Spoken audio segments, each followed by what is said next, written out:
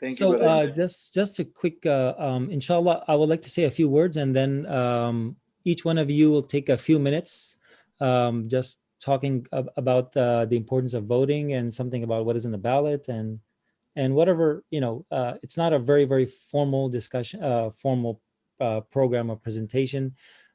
It's a kind of a community discussion, inshallah. So how does that sound? 5 to 10 minutes, each of you can go, inshallah. That sounds good. Yep. Sure. And then we open it up to the discussion, inshallah. Anybody can ask any question. All right, perfect. Okay, we're good. We're good? Okay. Bismillah. أعوذ بالله من الشيطان الرجيم. بسم الله الرحمن الرحيم. إنا أنزلنا إليك الكتاب بالحق لتحكم بين الناس بما أراك الله ولا تكن للخائنين خصيما واستغفر الله إن الله كان غفورا رحيما ولا تجادل عن الذين يختانون أنفسهم إن الله لا يحب من كان خوانا أثيما يستخفون من الناس ولا يستخفون من الله وهو معهم إذ يبيتون ما لا يرضى من القول وكان الله بما يعملون محيطا صدق الله العلي العظيم وصدق رسوله الكريم الحمد لله رب العالمين وصلى الله وسلم على سيدنا محمد وعلى آله وصحبه أجمعين. Alhamdulillah, it's good to see not a lot of you, but mashallah, a good number of you who have joined and those who are joining us on YouTube. This is going to be a halaqa regarding the upcoming vote, inshallah, on November 3rd. November 3rd, yes. Inshallah, the general election.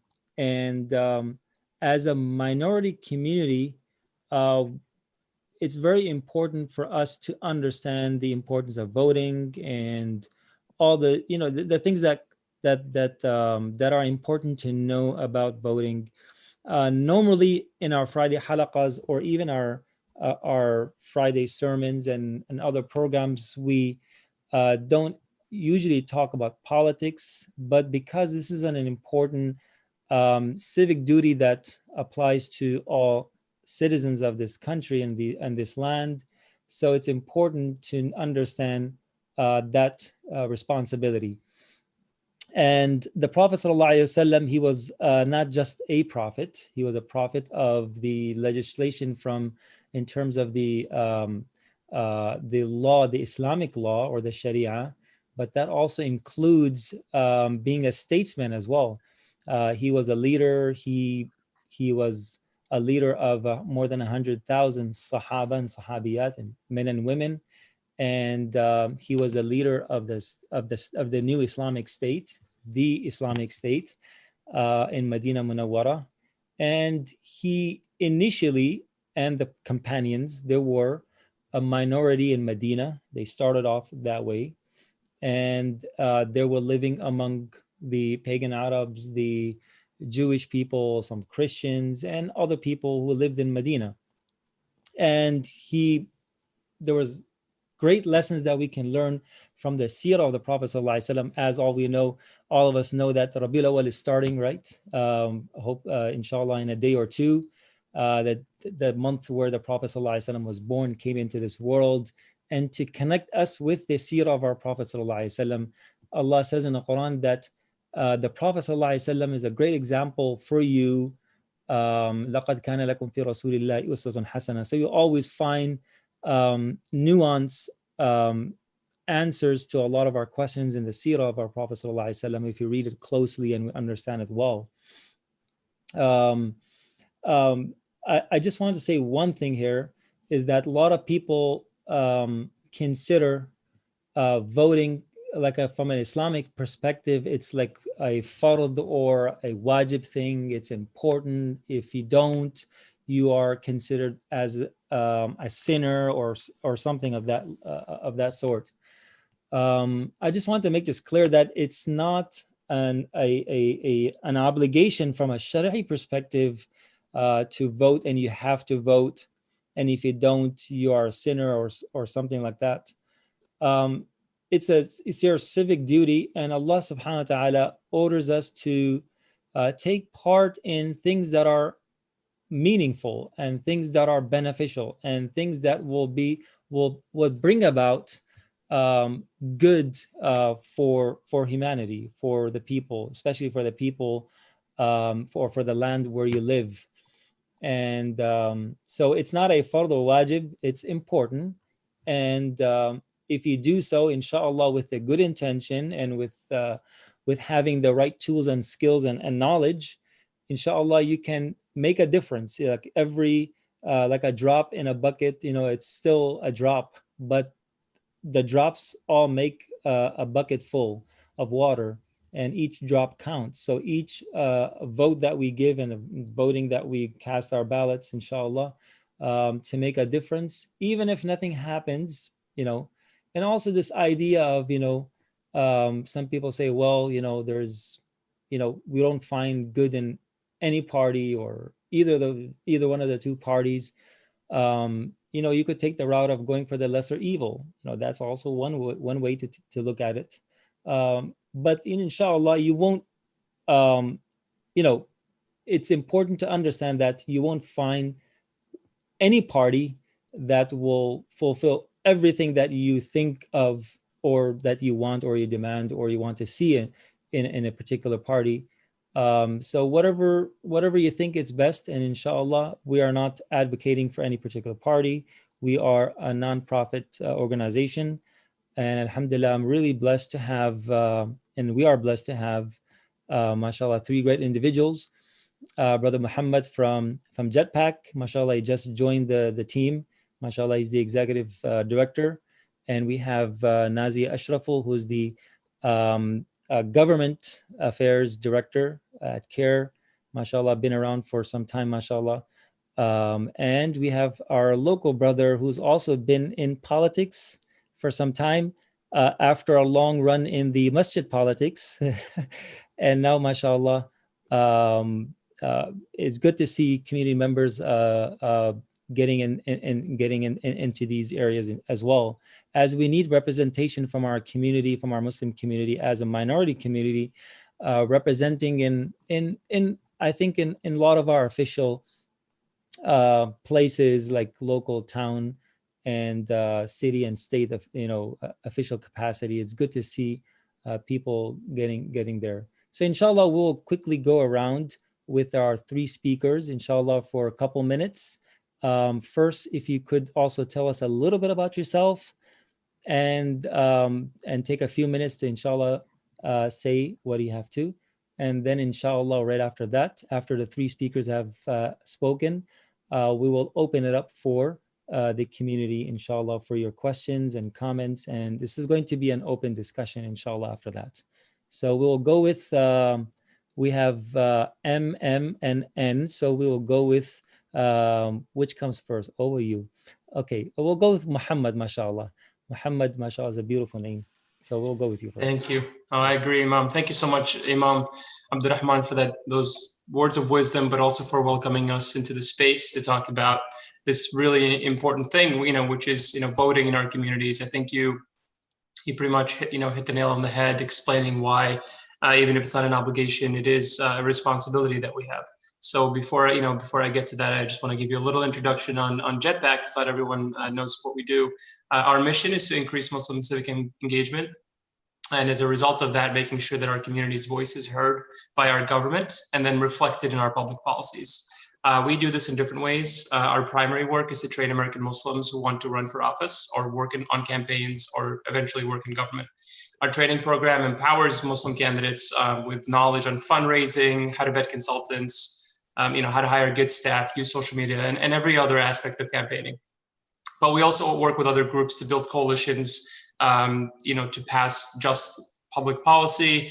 And then we also work with other groups, especially Muslim-led groups, to increase our voter turnout as community. So like this week, for instance, we launched a text hotline that Muslim voters can use to get answers on how to vote in their state.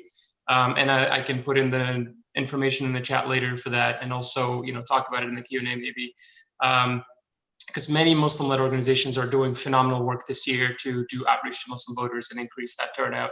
And we really hope that this hotline can be like a good supplement to helping that work.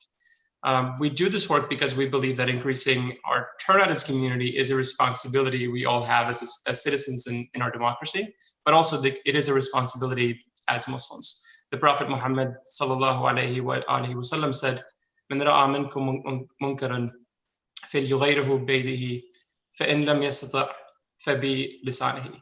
Whoever among you witnesses wrongdoing, let them correct it with their hand. And if you're unable to do that, let them correct it with their tongue. Wrongdoing and injustice is all around us. Today alone, the New York Times reported that 8 million more people have fallen into deep poverty since the pandemic started. Homelessness, food insecurity, mass incarceration, mass deportation, mass surveillance, especially of our community, healthcare debt, underinvestment in public schools, racist zoning or planning boards that prevent masajids from being built. Wrongdoing and injustice is all around us, and it has been for a long time. And the people running our government either can look away, in silence, or they can pass policies that will end this injustice. I think as witnesses to the wrongdoing in our society, everyone who joined this call, who's part of, this wonderful masjid community, I know that you use your voice, you use your hand to build this mosque, to help build it, to help maintain it. And by sharing your resources and making sure that people who are less fortunate, people who are suffering, that you're making sure that they're getting the help that they need. But I think that it's important that we take it that next step. As witnesses to wrongdoing in our society, we must use our hands to vote for those who will move us one step closer to a more just democracy. And as Muslims, I think, in addition to, using that responsibility, it's not just moving our society forward to become more just. That's one piece of it. As Muslims who have lived in this country for a very long time with laws specifically targeting us and a government that doesn't really care too much about how we are impacted by public policy, when we vote and we show up in large numbers and people can see that as a community we're voting and we're getting engaged, they will listen to us. They will take our what we want and the values that we espouse, they will take that into consideration going forward, because that is how our government works. That is how our society works. We live in a beautiful democracy. Inshallah, one day we're making it more beautiful, one election at a time. And the reason for that is so that our government can actually reflect how we all look. And so after you have taken this righteous action of actually voting this year, because it is really important that we vote this year, we then have to use our tongue, right? We have to use our voice to hold elected officials accountable. And we do that either by just building bridges, in our own community, speaking out there, but we also do it by actually reaching out to those representing us, whether it's directly, on a local level, again, planning board, whatever it is, all the way up to Congress. We have to speak out, about injustice so that people understand that we, what our community care about, but also because when we witness wrongdoing, we have to speak up. So I think, step one this year is to vote in this election. And, again, I'm going to end it there. And just, again, thank you, Imam Abdurrahman, and everyone in this masjid for, having this conversation. Jazakallah khair. Thank you so much. Next, Brother Muzammil. Assalamu alaikum. Can you hear me? Yes, we can. Assalamu alaikum, Imam Abdurrahman, and all the guests and all the participants. As you know, my name is Muzammil Nazir. I ran for the office this year. And actually, I'm the product of ICNI. I was in ICNI board for 9 years, 5 years in executive. And then I decided after 9 years, I'm going to go in the mainstream politics. The most question it was asked to me was why I'm running. A lot of people ask me why I'm running. So I counter the question. I said, why not? Why not? Why should I not run for the office? A lot of people ask me, we are not ready. And I thought that's the thing I heard 20 years ago when I came to this country, that we are not ready. And then after 10 years, I heard that again, okay, we are not ready. The Muslims are not ready to go in the mainstream politics. And then again, I said, no, we have to do something. We have to do extra step. We have to go on the Beacon Hill State House And I was fortunate that I worked with Brother Muhammad and Sean. They helped me a big time. And when I started, as you know, I ran for the state rep this year. People ask me also, what are your problems? I said, I have the same problem which you guys have it, like early education, the kids who are going in the daycare, government should support it, like Medicare for all, opiate crisis. Also, we have a big problem for the transportation. So these are the same problem with the Muslim have, like American people have it. So I joined them. They joined me also. I got a very good friends on my way on this journey, and I'm deciding to run next year again. So I'm gonna come back again. Why people? When I told them why not, so they said the Muslims, we are not open. First of all, there a lot of people help me in the Muslim community, but we have to tell you the truth, Imam and all of you, that we are not open still now. We are in our shells. So we should go out and help the people who are running in your areas. They're very nice people. Nowadays, I'm helping a couple of people. I'm helping them. I don't want to say name because it's I know it's 501c. So we should help these people. They are nice and they are open. 20 years ago, I remember, people, they don't want to come into our center. But now, if you call anybody, they will come to your center. They need your vote. They need your help. And also, obviously, they need the money too. So we should go an extra. We should. It's beneficial for us, for the Muslim community, as well as for them, and they know what we are. So this is the main thing. I ran for the office, and I'm gonna do for the community. I'm gonna do for my kids also. So my kids, they have this opportunity. If they want to run, so they have a platform. So they can run for it.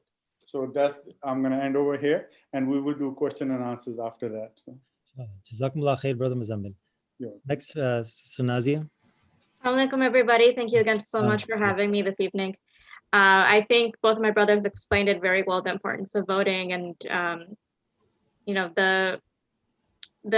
think the intensity behind all of the energy we're seeing this year around voting. It's been building up for the past 4 years. So at my job at CARE Massachusetts, really grew as a result of the 2016 elections, and we have really seen, the energy and importance in the Muslim community around being involved in politics grow. And alhamdulillah, that's been a really great, thing to see, because we have not only seen more engagement in politics, but at CARE Massachusetts, we've seen folks just gain more confidence in themselves and gain more confidence in their place in their communities, because they see the people that represent them in those communities, speak directly to them.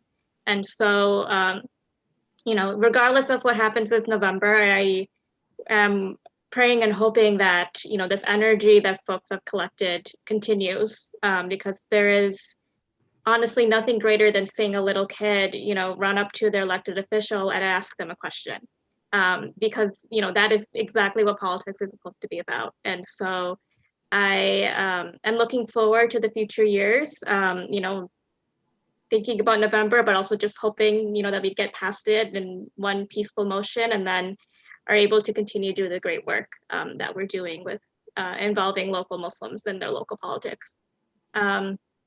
I will just pitch right now that if you have any questions regarding voting, the CARE Massachusetts voter guide is available at carema.org/vote2020. I can send the link over in chat. Yes. And there are, there's helpful tools on, when to vote, how to vote, especially with all the mail-in voting this year. And then there's also information about the ballot questions, which I think is another topic we will discuss later. So if you have any questions, later on, feel free to use that guide. There's also a way there to directly send me an email if you have any other questions. So thank you again, everybody, for inviting me. feels like I'm all part of your homes right now. So thank you for inviting me into your homes, and I look forward to your questions.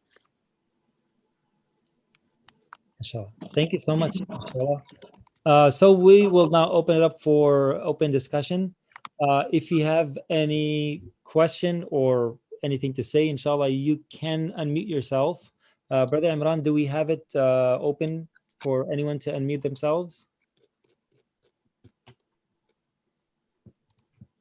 What's say? Do we have it open for anyone to unmute themselves and they can speak? Yeah, Allah, it's open. Okay. Anyone perfect. can unmute and Perfect. speak perfect. one at a time.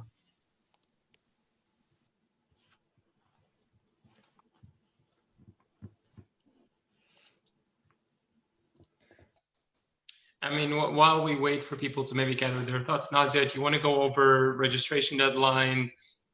You know, in Massachusetts, our absentee ballot, you know, deadlines as well, and you know, obviously those kinds of things. We'd be happy to talk about that too.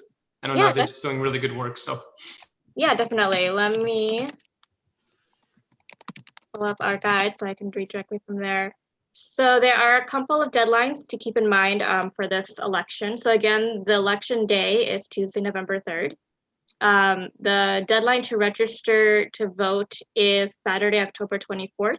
So that is not tomorrow, but next Saturday.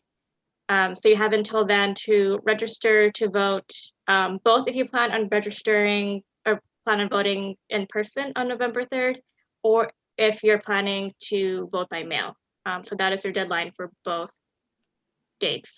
We highly recommend, though, that if you are planning to vote by mail, that you submit your registration to vote by October 20th, just, you know, due to delays that we've seen with the post office, just to make sure that you get your ballot in time. So register as soon as possible. The official deadline is October 24th. Starting tomorrow, early voting is available in select parts of the state. So you can go to the Massachusetts Secretary website, and there will be information on early voting and, you know, where that is available. And that will be available from tomorrow, October 17th until October 30th. You're able to vote early. And then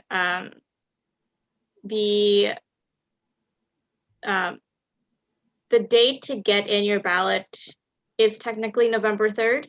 But again, because of delays of the post office, highly recommend getting your ballot in as soon as possible. As soon as you get it in the mail, submit it the next day, just to ensure that all of our votes are counted and that the election goes as smoothly as possible. And I would add to that, yeah, I mean, it's just, if you do request a vote by mail ballot, which is great because it's so much easier to vote like that. Maybe even instead of putting it in the mail, just like walk that extra step of just dropping it off in one of the drop boxes that might be in your community. And if you want that information, I'm sure you can, either find it on the KRMA website that, like Nazia said, Sister Nazia, or again, you can text our hotline, which is you can text code word Muslim Vote, MUSLIMVOTE to 79606. And you can ask any of these questions and get answers to, and links to where you can find a drop-off box, for instance. So please do this as soon as possible. Don't wait. The mail is slow right now because it has been, underfunded for a few years, and if not decades. And it's being really, felt this year with like the increase in vote by mail. So, let's do this sooner rather than later. Perfect. We want to get into the main discussion that what is on the ballot. But before we get to that, I just want to ask all of you, if you want to chip in, what's different this election than the previous ones, especially like from 2008 and especially 2016 and now 2020. What's different and what are the things that, because there's a lot of talk about the fear of one party losing and things might go out of control and things like that. So what's different? Anything for us to be cautioned about or any advice that you will give us? I know it's a tough one, but.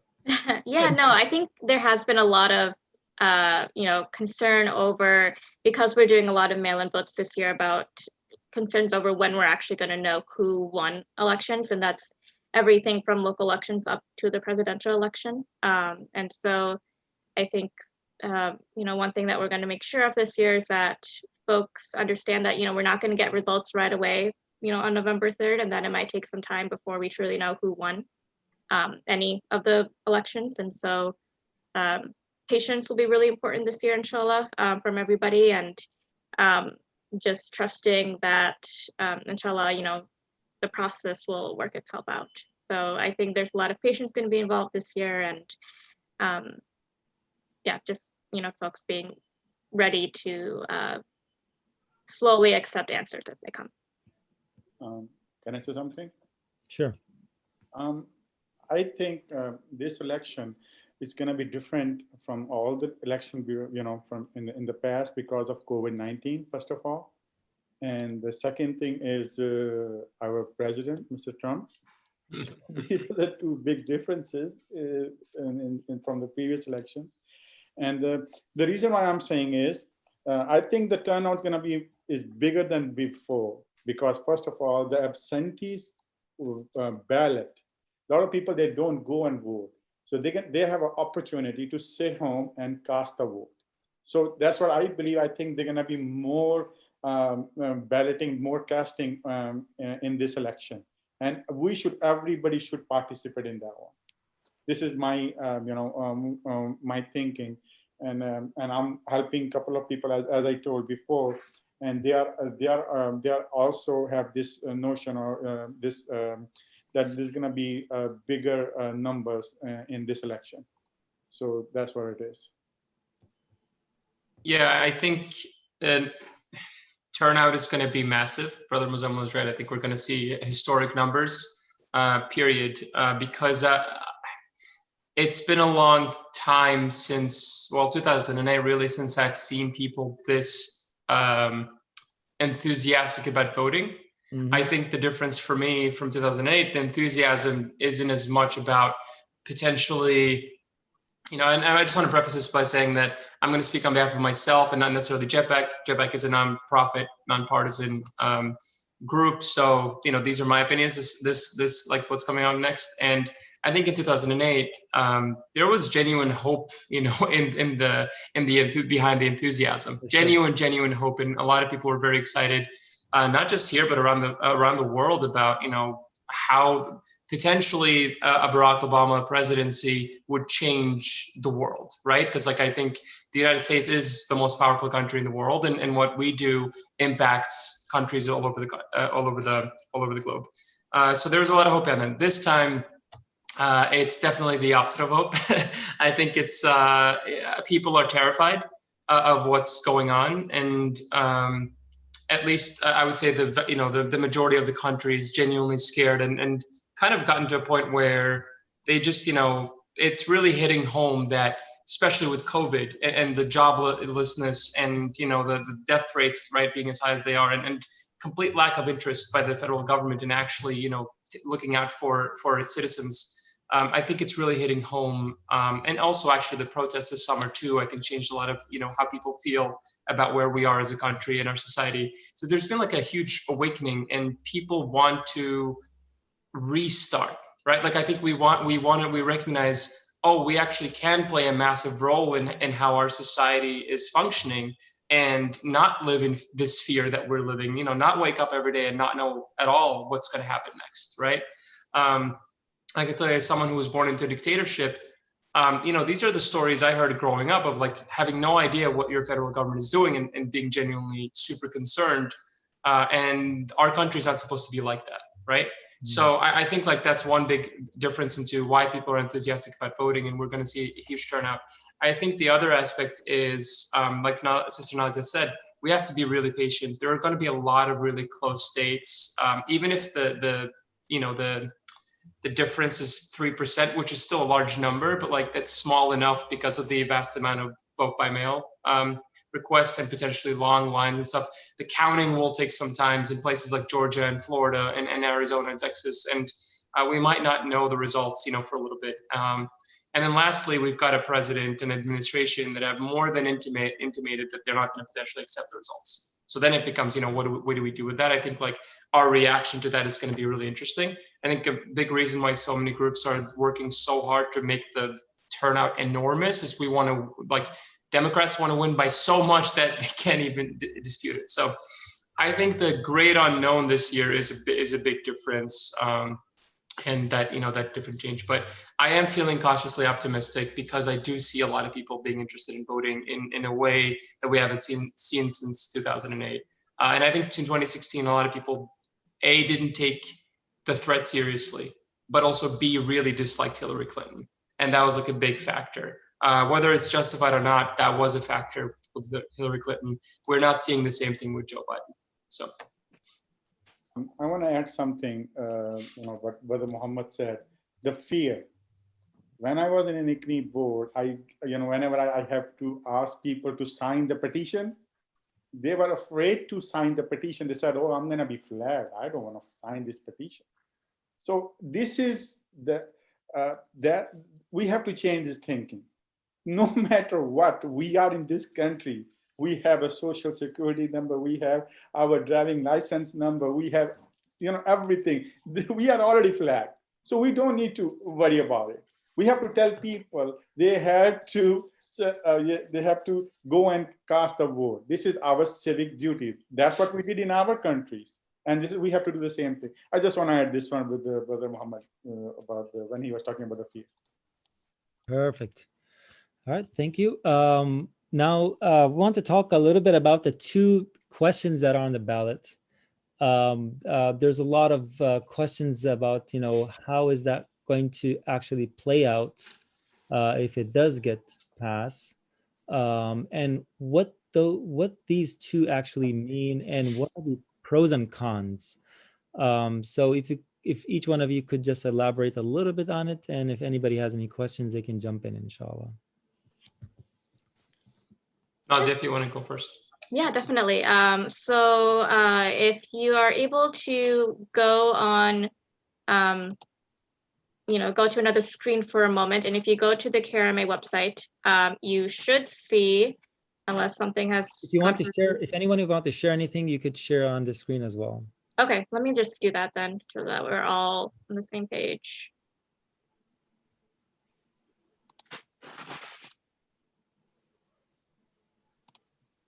So like I was mentioned, there are two ballot questions this election. And one thing that folks might not know is, as a 501c3, we are not able to endorse candidates, but we are able to endorse yes or no on ballot questions. And so this year, Karen, Massachusetts is endorsing on one of the questions. That's question 2. And so right now, I'm just going to talk about question 1.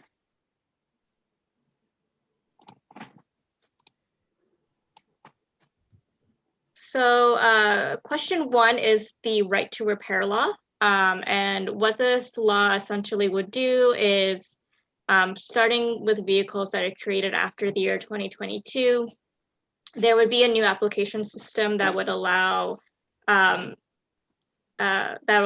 car dealerships and independent repair facilities to access data through a new system that can be accessed via a mobile-based application rather than a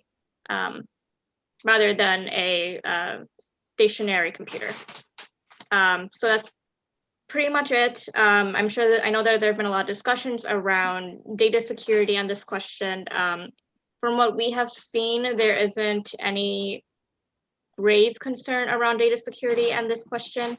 It really is just choosing whether or not to implement this new data platform and cars being built after the year 2022. So because we didn't see any particular civil rights element to this question, CARE Massachusetts is not endorsing it. If you vote yes, you are supporting this new data platform to be installed. If you vote no, then no changes will be made to the current data platform. So that's everything around this question. Do folks have any specific questions that I might be able to answer around this? Do you want us, Imam, do you want us to maybe like each of us do 1 and 2, or do you want to do 1 first and then do 2? So what do you prefer? We could go, yeah, we could do first, the question number 1, and yeah. Okay. Do you want me to go, brother Muzammil, or should I? Do you want to go? Go ahead, brother. So yeah, I wanted to just add to what Sister Nazia said. So on this question specifically, we currently have a right to repair law, which simply means that instead of car manufacturers and their specific mechanic shops controlling all the information that your vehicle has, which, because every vehicle, most vehicles today, the modern ones, you don't open up the hood to see, from what I understand, to see what's wrong with it. You kind of like inject a little, device, and it tells you, like the numbers, right? Because it's all computers nowadays, and then it gives you a code of what's wrong, and you kind of like go in from there, right? So you have like a little bit. The concern, I think, from independent auto mechanics, which in this case actually does include some larger chains as well, like AutoZone, is that in the future, if cars are only transmitting information wirelessly, this data wirelessly, the independent auto mechanics can no longer access this information to fix cars, which will allow auto dealerships to control the market completely of fixing cars, right? And so it's a monopoly, versus it's more, it's a monopoly question, honestly. This number 1. Versus just having like smaller auto mechanics having the opportunity to actually fix your car. It's not currently a problem because I don't think any of them right now are wirelessly transmitting anything. But yeah, I mean, if you look at the money behind this ballot question, you'll see that the people opposing it it's Toyota, Mitsubishi, it's like all the big auto dealers, and they're spending millions of dollars on it. And I think, like, for me, the reason I support it is because I look at, partially because like I think that people should have the opportunity to go, to choose their own mechanic. But the other thing is, like, you look at the no side, the big auto dealers, they're straight up, to be honest, using misinformation to talk about it. Well, and when you use misinformation to talk about something, chances are you're not on the right side. So that's kind of like, that's where we are with this. And, the reason it's on the ballot, frankly, because it is such a simple thing. The reason it's on the ballot, I can give you some background because I used to work at the Massachusetts State House. This has been on the, this has been before the legislature at the Massachusetts State House for many sessions, if I remember correctly.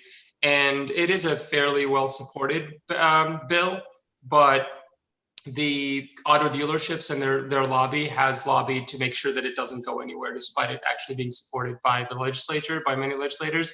And so the yes side, as often happens in Massachusetts, when you kind of have this like lobby, essentially big lobby opposition in the State House, you take it to the ballot and let the voters decide, because legislators are not doing their job. So that's why this is on the ballot. And I personally support it, and as Jetpack, we also support it.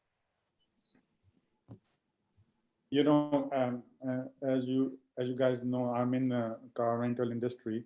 I'm confused for both yes and no.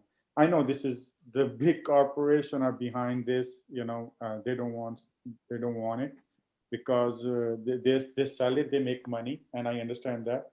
But on the other hand, which is a big alarm and big question for me is, if these data comes to the people, the mechanic and all that, is it safe? Is it worth it? So, it's this question is a lot of people. They told me, the bad people, I'm gonna say whatever. So if they have an access to this data, they can track it. They can misuse it. But I don't believe it. They're gonna have approach to this data. But again, it is I'm gonna say no on this one. So that's what it is.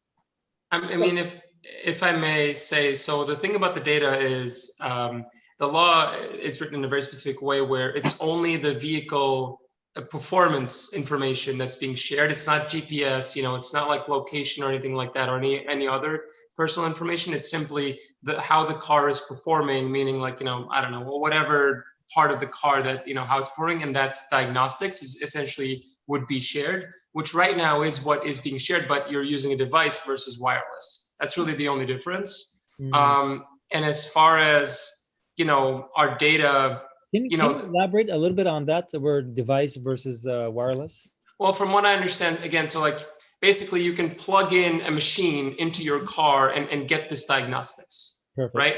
Versus in the future, instead of plugging in a machine, a car can wirelessly transmit the same diagnostics to the car manufacturer, right? And therefore its own mechanics.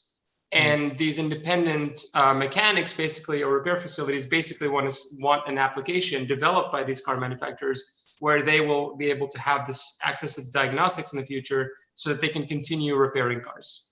When that goes into effect, when we live in a world where, these manufacturers will no longer, allow, their car diagnostics to be shared through like using actual physical machines, but rather just wirelessly. And I think like as far as our data privacy is concerned, we don't even know right now. I mean, like let's say hypothetically in the future, these cars, have this data and it's going to these car manufacturers. I mean, if they're allowed to just collect our data without us knowing what they're collecting, that's also a problem, right? So like, I think the more transparency we have on that front, the better it is. And this bill, I think, tells the Attorney General to actually, develop this, the kind of like what this law would look like and what should be shared and what can't be shared, etc. And I would just say one final thing on ballot questions. Whatever passes, the legislature can still make changes to it if there are any concerns. Brother, maybe you have a question? I just want to add one thing, what Brother Muhammad said. I believe that the data, whatever the data is, is going in bad hands. It's not good. But I want to give you one example. That's what happened in our car rental industry. We rent cars, and people, when they take the cars, you put the USB with your phone. When you charge the phone with the USB, so people start. Most of the time, people don't know the data stays in the cars.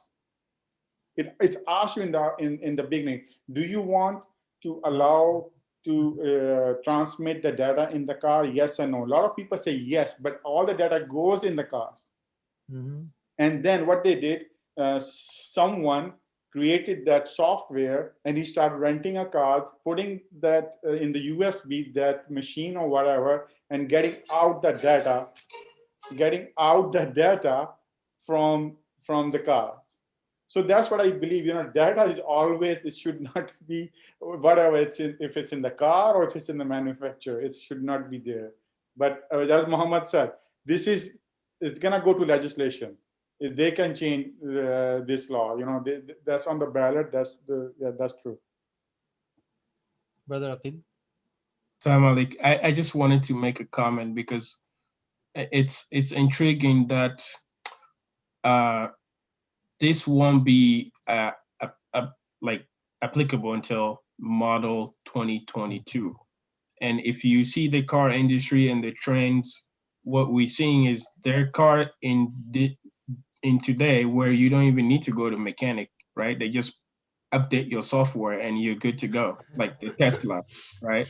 So things like that, they transmit data to the manufacturer, who is actually the Tesla, because you don't bring your car to a mechanic or something like that. If you want a Tesla, you just sit home and they update your software.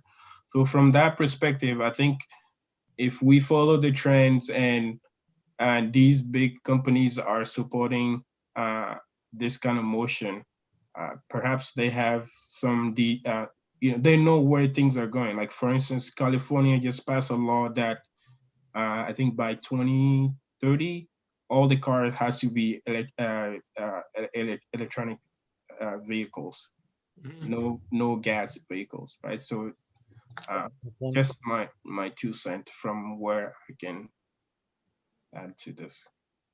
So I think I don't think voting yes is harmful. Okay. So any other questions for question 1 as we move on to the next one, inshallah? All right. So let's move on to the question number 2. Yep. The ranking. Yep. What are right. the pros and cons for that? So is everyone seeing question number 2 now on the screen? I don't know. I'm not seeing it. I'm not seeing it either. Hold on. There we go.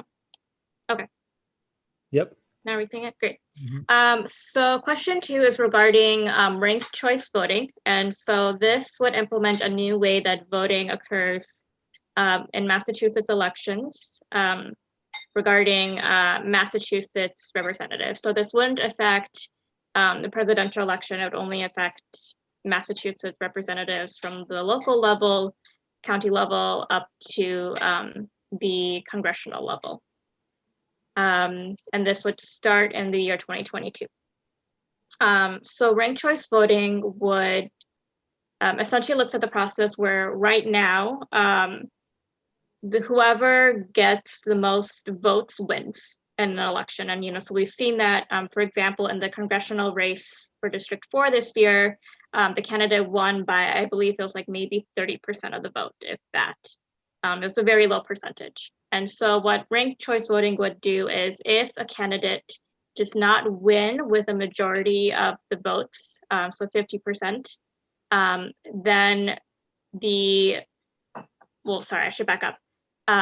So what ranked choice voting would mean is that the ballot that a person would receive, instead of just choosing one person that they would like to win, you would rank the candidates based on preference, so 1 through say 5.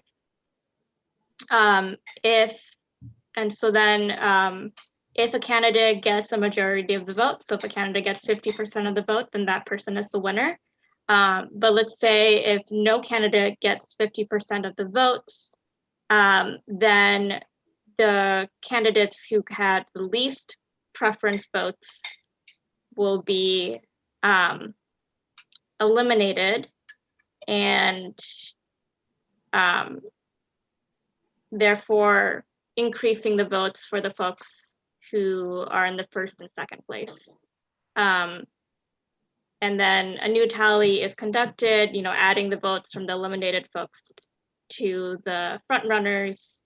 And then that will be used to determine if now someone has gotten a majority of the votes, so 50% plus 1. And that process will continue until a majority of votes is cast. There have been a couple of states that have already enacted this, and they have done so successfully. So just want to make sure that folks know that this isn't some brand new process that Massachusetts will be trying out. This is something that has worked in other states. It has worked well, and the benefits of ranked choice voting would just be that it would make sure that elected officials know that they don't need to just get the most votes, they need to get everybody's vote almost. And so, they really need to make sure that it's not just about getting, the right people to vote, but to get everybody's vote. And so, we really see this as a great opportunity to really equate the democratic system. And so, CARE Massachusetts is endorsing this question with a yes. And if folks are against this process, then you would vote no, and no changes will be made to the election process. I understand that this question is a little bit more confusing, so I'm going to link to the ranked choice voting website, and there they have a lot of really great instructional videos that explain how ranked choice voting would occur, and so that folks get a better idea, since there's only so much I can explain just by speaking. But if anyone has any questions, I would be happy to try to answer them. Yeah, I wanted to say before I shared my thoughts on it, is that so Sister Hassan Lekki, who ran for Congress to represent, among others, the Sharon community. She's actually the co-chair for the Massachusetts Yes on 2 campaign. She's one of the honorary co-chairs, and she'd be happy to come and speak with some of the other. They've offered to speak before any community, including their own organizers. If the masjid is interested in that, they can do that in the future before the election. I think the positives of ranked choice voting is that you do get a much more.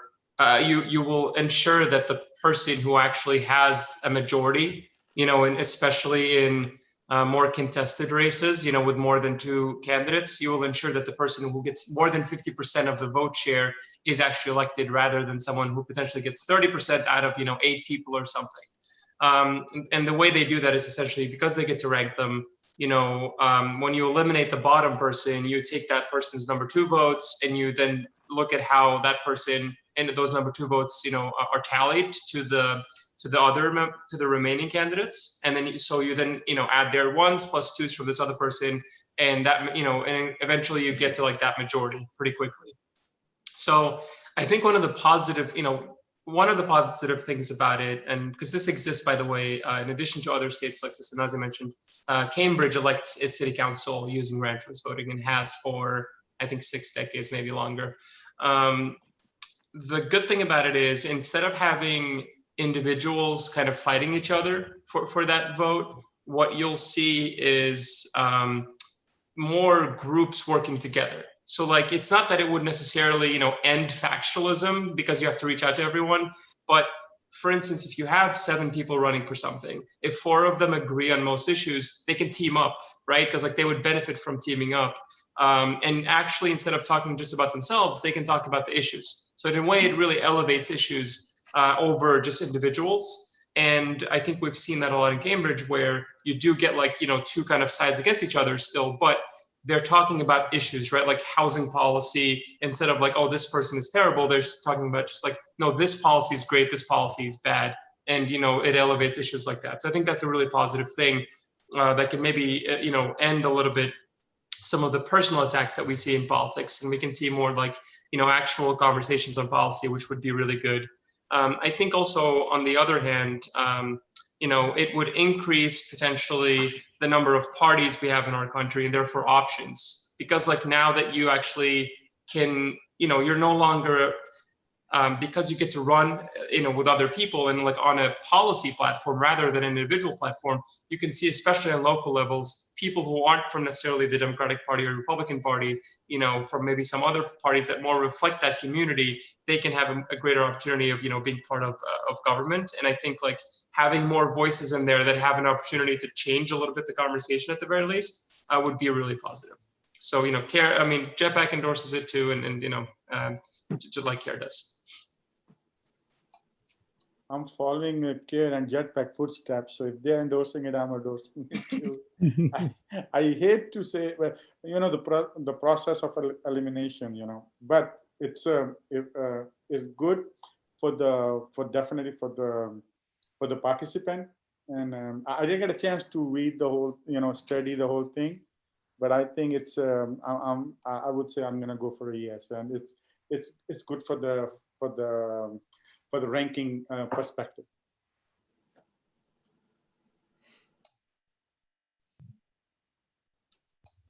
Any questions? What are those who are saying no? What are their motives? Or they don't want to change, or they have other bias fears or something like that? I haven't really seen much activity from the no side. Nazia, have you seen anything? I mean, it's been, I know that one of a very conservative group in Massachusetts called Mass Fiscal Alliance, they oppose it. But apart from that, I mean, I'm going to say this, not targeting anyone in particular, but in general, I would say incumbent elected officials, people who are currently elected, I can see them. I don't know if publicly they're saying that they're no yet, because I haven't looked at the, everyone in Massachusetts, how they're, what they're say publicly. But the reason this hasn't passed at the State House or doesn't have any, co-sponsors the last time I checked with this bill, I think it makes it harder to win re-election as an incumbent because it's favorable to challengers because all of a sudden, if you can have 3 people challenging you who are, pushing for better housing policies or transportation investment, or higher taxes on the rich or something, and they're working together on those things, and all of a sudden it's not enough that you just have 40% or 35%, right? Like you actually do need the majority of your district, and you have to like actually engage with them. So I think one of the people who want to maintain this current system see it as as like just basically, it's more so just like also maintaining the policies. It's not just like maintaining the electoral system, it's also maintaining the policies. I can see that as being one of the arguments that they may be using. But I have to say, I haven't seen many people taking an aggressive no stand as far as like elected officials in Massachusetts, because I think they're waiting to see where people land on it. And the polls, there aren't many public polls right now. And the last one I saw had them at like 36, and the rest undecided. So. Yeah, that's the same things that I've been seeing as well. Folks that have been against it are, using the idea that it's going to be confusing and that it will mess everything up. And, we always see folks that are, opposed to change. And I think, they like the status quo because it's working for them, and any, possible change just freaks them out. So I think it's, just those folks, again, wanting to just keep everything the same and are opposed to any changes. I haven't seen any elected officials or any individuals really that are against it. There have been many that are for it, but no one has come out straight against it.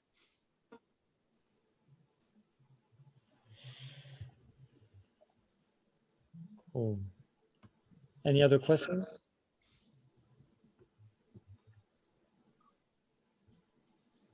I know we're nearing our end of our time, so if there are any questions about the election in general, not just the ballot questions, please feel free to ask. Yeah. Assalamu alaikum. Thank you very much for, thanks a lot for joining us and for all the good work that you do.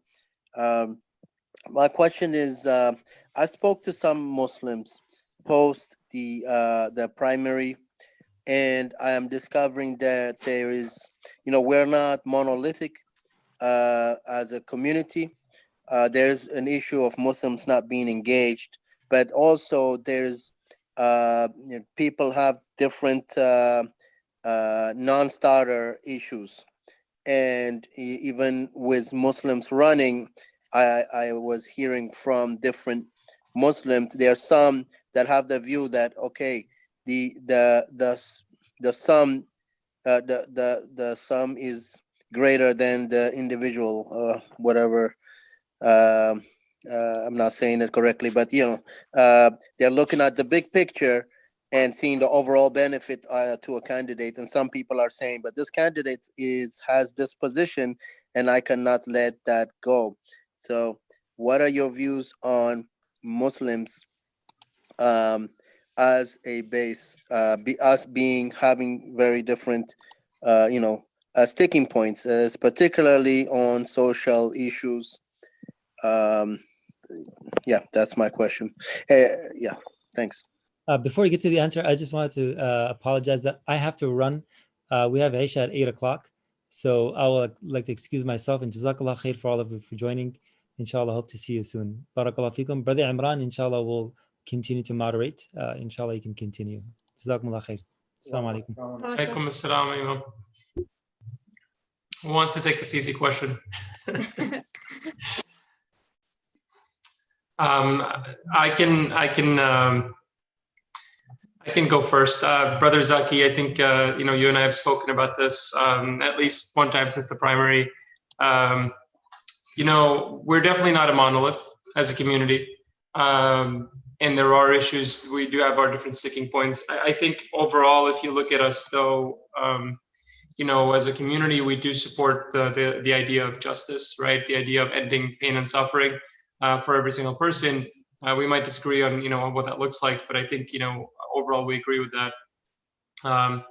I think we have definitely seen that as a community, we are still at the infancy stage in terms of, building political power, but also backing each other up when one of us runs for office, right? Like, in this specific questions, like talking about the idea of running for office, and then what do we do as a community, right?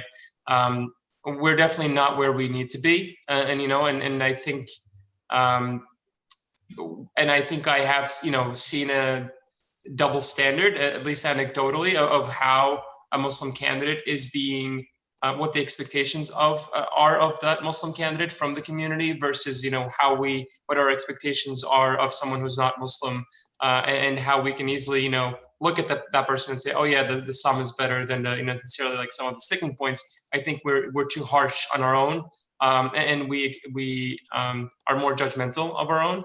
That's, my general, like, it's a generalization, but it's definitely something that I see. It might not be the majority of Muslim voters. It could be just like the loudest people, but that is something that is a common theme with a lot of the different elections and different candidates. But I do think that is still changing though. And, we are seeing, because it does come, some of it is not just like necessarily, I think, the judgment from a bad place. I think sometimes it could also be from the place of, like Brother Muzammil was saying, like a place of fear. Why don't we just back this other person who's not Muslim? Oh, because like we don't usually win elections, right? Like that's kind of a thing we say that's been perpetuated, I think, and ingrained. But it's not true. We are seeing more Muslims running and winning elections, and the percentages are actually pretty good considering how many of our candidates are first-time candidates, and therefore, just brand new to politics. So it's definitely at the beginning process, but there is a lot of positive, takeaways, and, having people like Nazia doing that work and being, at CARE, but also, there are people like us who are doing this kind of work in, in other spaces, and more of us existing in the political sphere, and building power with other communities. I think eventually, we will get to a place where people in our community will back our candidates and understand like that is a big part of our security in this country, is like we are actually represented, right? That we are actually in positions of power. But at the same time, I think as that power grows, and I do think we are building it, of course, just like any other community, you'll see it with the Irish community, other communities like with specific ethnicities or potentially like religions and sub-religions. There's obviously going to be sticking points, and we're going to have to figure out what those things are, and we're not going to be a monolith. But I think the majority of us, though, agree on the idea of ending pain and suffering for fellow humans. And I think as a community, therefore, we do gravitate towards universal good, universal policies like healthcare being a right, education and transportation and those things. And I think that's going to trump all the other issues. Jazakallah khair. I'm just gonna quick add the comment. Brother Zaki, Jazakallah khair for the question. But I think the answer is in this is today's dialogue. So we opened the dialogue. It never happened before. So this is the first time, Islamic Center, we decided we're gonna ask what are the questions, we're gonna discuss about it, about the voting. And this is what, what we are, and you're gonna see more people running in the office, as Brother Muhammad said. So this is a big change. CARE is very vocal. It's they're adding our voice in the state house and even in Washington DC, big time. So it's gonna change, and this gonna help us big time. This is just my comment. So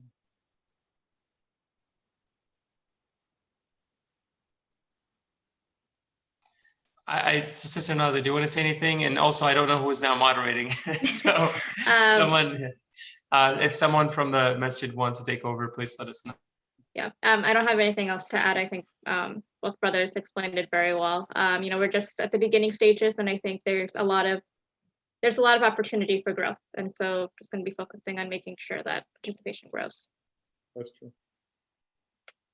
I think I'm going to take off. I just came from New York, so I didn't. So any more questions? Or are we all set?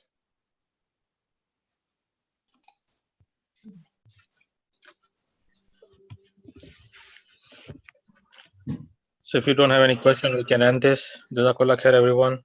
Welcome. Yeah. Thank you so much. Thank you for having us. Take care, everyone. Brother Imran, I just want to thank Brother Muhammad from Jetpack and Sister Nazia and Brother Muzammil to really, it was a really helpful discussion. And Brother Muzammil already mentioned that's the first time ever Islamic Center of New England basically started this dialogue. It's a huge step. Special thanks to our Imam and everyone. Thank you. And please, whoever on the line, please help Jetpack and CARE. They are helping us big time. We need to help them. Jazakallah khair. Jazakallah khair, brother Rasul. Thank you so much. Thank you.